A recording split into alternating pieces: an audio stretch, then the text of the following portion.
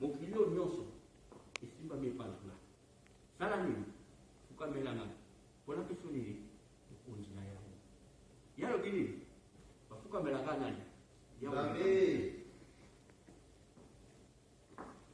mais ezala ebele mpona materiel mpona mokili oyo tofwandi mpona kitoko ya mokili oyo ebele batika nzambe bakenda nzela mosusu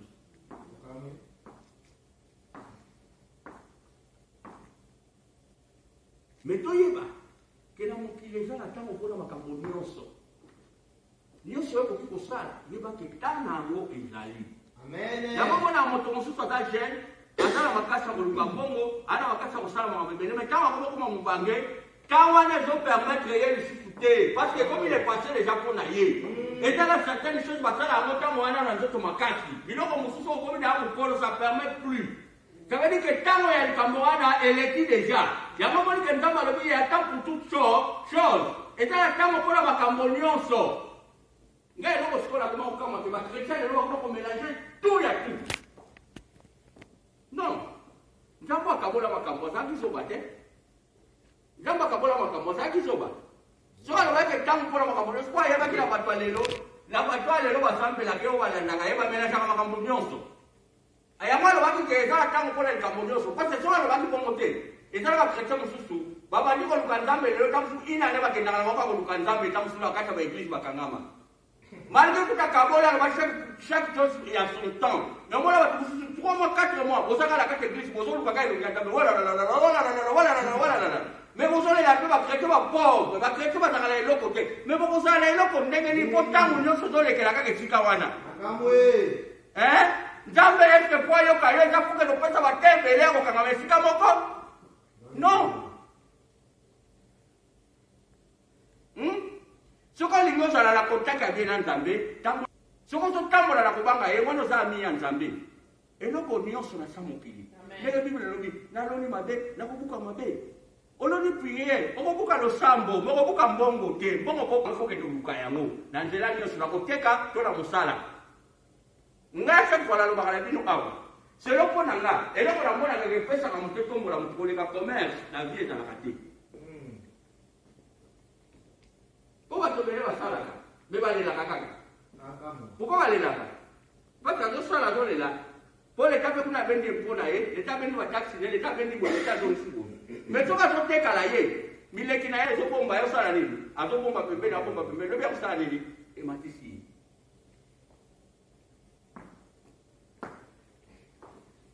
ya bongo te bongo Jacques 4:14 elobi nini nani ayebi afa totanga tosela nani nani ayebi bakomaka mingi parfois bapanye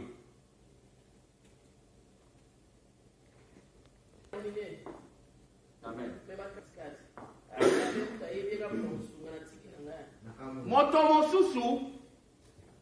mosusu akoki kozala chrétien te aza mopagano nde tobengaka bango kombo topesa bango bato nyonso baamba na nzambe bakelami na ekelamo nzambe moto akeli bango alobi asala moto na image na ye mais problème eza moto mosusu aza pagano mopagano parce que mopagano ya moto aza libanda na nzambe moto tobenga mopagano akolamuka ntongo ake koluka mbongo na ye ake koluka vi na ye mpo aresire mais moto abengi chrétien peut-être ozopase ntango ebele na mabongeli tokende koluka siko ndenge nini mopagano akozala na position ta par rapport bachrétien soki omoni na boya lelo bapayen baza mingi na position par rapport bato tobengaka bachrétien bachrétien plupart leta basufraka mingi mais nyonso mpe ezalaka kaka nzambe te moto atikaka bango basufri eza ndenge chrétien bamemaka christianisme bango koma komelange makambo nyonso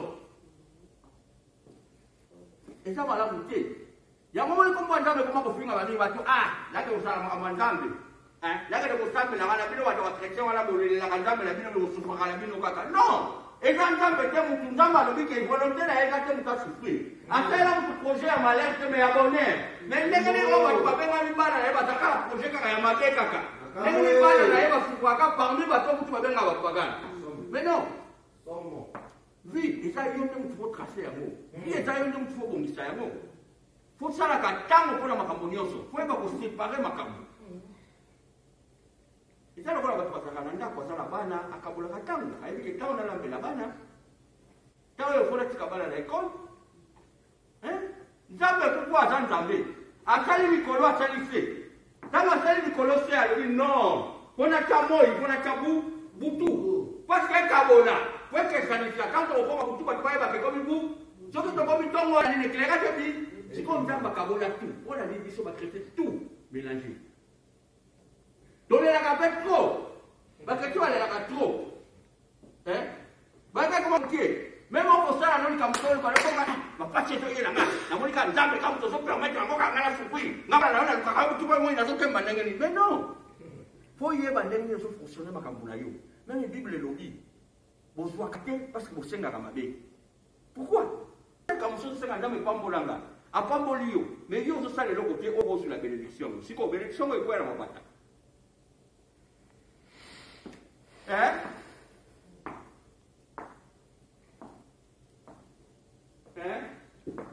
allez la Nzambe le putana na mangomba yawe sunganga pasanga libala Nzambe reponda yele ya pesa libala mais yaki kala kala ngomba sikona ngomba ukutana mubaya ngondeni mubaya ngoza wapi na ngomba nya wake olukayo non nakawe ote kake parce que zaya ngoma kambosala maka réalité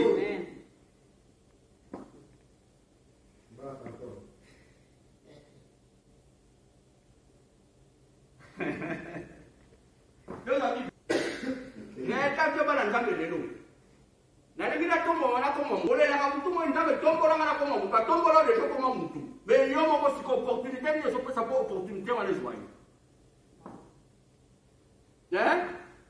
siko mo pagal ka mo sala na yalo bige ngala ngala mo pagal ba leba benga kanga mais Nzambe sima ngala ka mo a tebe courage ne mo ko sala mo kamula ba arisi ba wa pa yama ba kota ka kisi wa sima le za la kisi akati kisi te. Est-ce que va pas y aller sur la restaurant pour côté qui? Exactivité. Mais ça te dit, attends, terminé. Mais si on va dans Nzambe, tu comment mélanger bien ça? Tu comment me conviens mais la version est droit. Des casara ka kema liaka. Si ko zala wana wa yandeke wana na tom sila kayangu. Nana sala ka ndeke zala wana po sala wana zala nana sala kamu.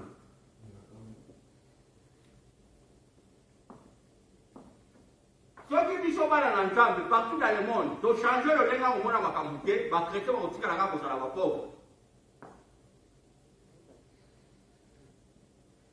Et moi na biso ya ba chrétien. Ya mona muso ko mi chrétien ba to mona le wala ko mi kokwa kala. Parce que ba le lenga muso ba ka muso to kenda kala mo muso ezala mo Nzambe te biso kala certaines choses.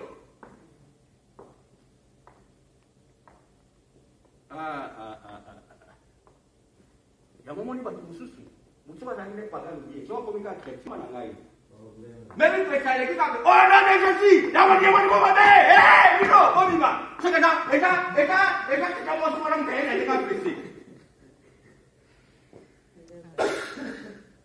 saka mo photo changer dans certaines catégories photo changer dans certaines catégories. Nzambe ana besoin. On est pas chrétien, le lengue na biso ça la kamakambo, nous devons permettre Nzambe te asala na vie na biso. Et ça certaines choses sur le na vie Nzamba pesa yo déjà. Mais non même to yebite ko saka déjà le loko wana kati na yo. Mais loko wana ko sala la ngo, ko yo ndo si manifester courage na yo, pe effort na yo pour oser loko yo zuluka. Et puis c'est exemple kutazana ngomba alela ka Nzambe. Nzambe mimonisa la vie nanga. Nzamba mimonisa déjà pas pesa.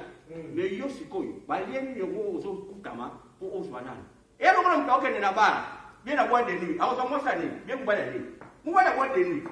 Fréquentation des années. Tangu yo soka ngabesika mo na wabo ngelo kanga manga nzaba pesa la libala, pesa o déjà libala. Tangu bali wana ngondeni. Et ça certaines personnes basoma kama mususu opportunité mususu na libala. Akenda koteka quelque part. Akutani na moto. Et ça côté. C'est beau. Nous avons la chaque chose à son temps. Il y a mon avis que ça va exemple nyonso. Parce que elle on a comprendre to tala ka vidéo to mona ndenge ba kamba bana Nzambe kaka. Des fois et comment Nzambe ba lokole loko moko banalité. Mais banalité ezali biso moko bana na Nzambe le to benga ka ndenge to bebisi kombo Nzambe po ebe bandenge beba. Yango moni Bible lobi na quelque part na Romain et lobi à cause na bino kombo Yesu koma kofinga. C'est biblique. bino kombo nzambe kuma kopingama ate soka yoki ndeko na ye moko bakangela likambo ye asoke lukambo lokola eloko mosusu omona ye mutali mosusu okolo publie facebook na bainternet panko sokona publie eyo ozalonga na nzambe soutien na yo kati ya motu wana eza nini yo yebi teke balobi soki nzeta mobeso aza touché bongo nzeta kokauka sabodi soki ndeko no moko chrétien aza touché yo mpe yebango atake chrétien mpo oza touché kosepela pasi ya ndeko na yo te pasi ya ndeko na yo ezala mawa na yo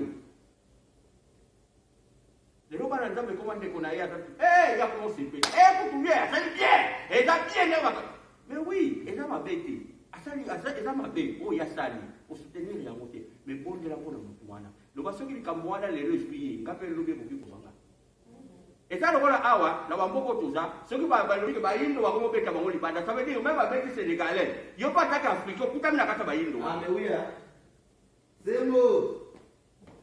est-ce que tozosi comprendre quand tolobi ke tolingi nzambe mpo tozala soude na makambo ebele mpo tolingi nzambe mpo tozala na lolenge moko ya modele epe bato mosusu nzambe nayebi so bato mosusu bakoma kotima kolanda nzambe balolenge bakosa bakreozalaka te me balolenge na biso taka ya christianisme donc yamemele boye po kwa changer batie lelo tokonaka na batelevizio na muda tie soko pembeni ya motu surtout bakretien pokiti babibibisaka lokola baza bato moko basantu bayebi mabe te eza na motu mosusu aza moto akomela masanga mpo yo longole na vi wana okokende na ye na brutalité te ya lokola mwana moke yango yo osali babe mbata tata non kokende na ye na douceur oyebi kosala eloko osali kokende yango siko biso bakretien tozala stratégie te ya kosala nini ya kozwa bato mpo tobango epa na nzambe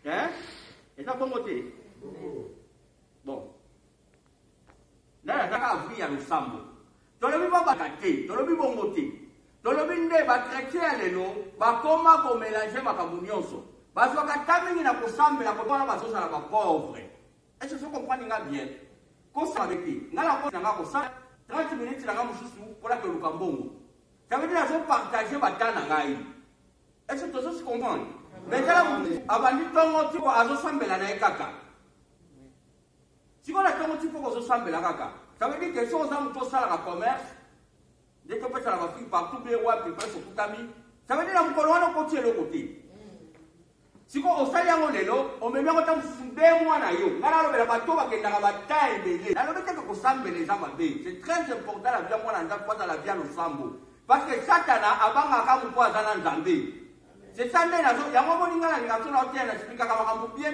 mpo motu nyonso acomprendre kosambela eza bien mais toyebaka kopesaka temps na makambo nyonso mpo bible moto elobi yango nga te moto nalobi mais ecclésiaste moto elobi otanga na ecclésiaste c'est 3 premiers versets tokomona balobi ke chaque chose à son temps ntango ya kolela ntango ya kosepela ntango ya kobina ntango ya kokóma na mawa ecclésiaste moto alobi sikoyo nzambe oyo akabolaki batango ayebaki ntina nini akabolaki batango po ayebi ke moto aza motu azala ntango mpo alingani ya moto aza moto akozala ntango alingaki losokola moto aza moto akozala ntango akende koluka mbongo mais lelo toremarke kibopauvreté ndenge bato babengaka ezolata mingi na ngambo ya bakretien mpo na likambo oyo yango moni ke na pesa explication wana yango moni teke me yalobi teke moto asambelaka te non ezala moto mosusu akangami mpo azosambela aza na entreprise na ye aza na bato bazosalela ye mbongo na ye ezokota akozala moto akokelela te parce que quelque chose ezokota me yana motu mosusu okanga maboko ke kaka 2 mois 3 mois ozosambela nga nalobela na certain nalobi bie nayokaka ngo mingi na ndenge afrique omona nayokaka ngo mingi na ndenge afrique moto oketembeleke koluka nzambe nzambe arépondre nzambe mpe pete nazorépondre te omona siko motu wana kozala mobola na poche na ye yoka yaye na poto yaye akutu nde naza wena nga nasomba mwa sapati biyeli mwa lipapa te tozangi mwa moko kosomba lipa me yo ozozwa ta ya kokende kosambela eza mabe te mosuku eluka te okozala nango ndenge nini nazosplikele nde na fisi ya bato wana ya boye me nazolobela te na bana nzambe nyonso fo mwana nzambe azala na vie de prière sa vie de prière eloko te bible elobi azolona manga kobuka manga azolona kokoti kobuka kokoti me tradition efosala yango na ntango na yango foyeba kosepare makambo ozala ndako ozala tosalaka ménage wana ntango kiba bana wapela ntango yo moko oliaka wapela ntango yo moko okenda kodushe ça veut dire ozala ntango na osepara makambo na yo na sasi wana ndenge na olobela ya mpona incompréhension ya mutu nyonso parce que eza na certaine chose soko explika mpona yebi kende tosambelaka boye na mokili oyo ase bato bibelobi ebele bana misu bamona te bana matoi me baoyoka te ça veut dire mutu mosu olobi be yakendango na d na f alphabet nzoka yozala dede alphabet pour compréhension nene mutu eyebema ye bongo yango mpe nazalaka so nazoexplike nazwaka temps mpo na compréhension ya mutu nyonso. Voilà, merci. Continuez question. Quel moment est ça? Mais la vie n'a pas comprendre et elle n'a pas trouvé ça à ma contact déjà trop tard et là pour ça la bonne. Mais dans certaines choses, moi pour ça la bonne sur les athées. Pour nous autres et pour permettre de ressusciter. Est-ce que vous comprenez là? Il y a pas trouvé au baquet chaque chose. Et ça la table là. Même les autres soient dans mon kili. Et ça la table là parce que mon kili to ya faut to ya ba mon temps to la plus la bonne et c'est le mot précis. Pour ça la bateau sur to kotami na bango. Basila kokufa yabela bamusu totangira bango janvier février bamoni ya moki mais nzambe azokontinue kobatela biso na mawana ye ntango tozwa pema na bomoi meme na makambo nzambe tosalela ngo na biso na vi na biso ebala na kokende nango ndenge nini tozokomprendre nga yango façon oyo nga nazomeka koexplike motu opeka kompa so na jompa eza moto olobela mais eza kaka exemple mpona kopesa moto compréhension moko mpo acomprendre tolobi ke eloko nyonso eza ntango nango tokokolatiango titini eliamaka mpe bakistini na mokili mpe eza bongo mabe nyonso to malamu nyonso oyo tosala yebake un jour osekala tribunal ya nzambe nzambe akosala biso mpona mabe to malamu na yo zabeli mabe yo to malamu ngati moto akopresente mo liboso ya nzambe yo mpo okende opresente ya ngati ngai nakokende koloba oyo ya ngai onga nasalaki yo mpo okende koloba oyo ya yo oyo osalaki mais siko ntango ozala sa mokili po yeba eloko nini yo ozosala oyo mona eza priorité mpo na yo mpo na mokili totalaka priorité namoni bayeba esi napesanga mongo tosala boye natali oso na pesi eza priorité oso na sali boye eza priorité mpona nga mutu nyonso na sa moya welaka priorité na ye eza lokuta ya solo papa nayebaka priorité moninga nayebekoprivilege priorité mpona moninga nayebi te soki azalaki ye mo ndenge aza bongo bagalere alala nzala mais alobi yo nga nalalanga nzala na supporte yo swana olako ene nokodame azalaki ye mo na azoprofite mpe ye mo opatisa quelque chose soka osunga motu wana nde après ça veut dire que même na vie na biso nde tootambola na samo il faut topesaka matosala makambo tomonaka mpo eza priorité yango mpe ezala na nzela ya mabe te na nzela ya malamu mpo toza bapassager ndenge tomataka na motuka nakei boye naokende commerce ntango nakokoma na commerce mpona kita parce que esika nakomi yango na terminus vi ya moto mpe na sa moyi eza bongo toza bapassager kai jo tokoleka soki moto oleki mpe malamu moyi soki epatata nzoto nde moto ekendaka kopola yango moni ntango moto akendaka kokundama mpe madeja esongaka epai ya moto akelai pema wana yango kosamba biso na mokolo ya suka nde moto ekosamba eloko bato mosusu tokosalaka tobongisaka plus nzoto me molimo ya kobeba nzoka molimo nde moto ekosala mosala liboso ya tata po nzambe aza molimo nde moto ekosamba kontaki ya moto na nzambe ezalaka partir ya molimo ezalaka mosuni te ntango nyonso akoyoka liloba nzambe yabe ntango nyonso ozosambela mpona nzoto te osambela mpona molimo na yo yango balobi te bile yo toliaka eza kopesa nzoto makasi me baloba na nzambe to bazwi ya losambo eza bilei mpona nini mpona molimo parce que molimo nde moto eliaka bilei wana molimo soki eza makasi te na priere molimo nde kozala kolemba eya lokola moto asali depuis ntongo ti pokwana na lie te azala makasi te ye moto asali kokoya parce que aza na force te mpo nzoto elie te molimo na yo mpe ezalaka na besoin liloba na nzambe ezalaka na besoin losambo mpo elia ese soko mpwaninga malamu ngai nayebisaka bana na nzambe fo kosambelaka me yeba kosala séparation ya makambo siko eloko wana telema na remarke yango eza na kati ya bana na nzambe ya bachrétien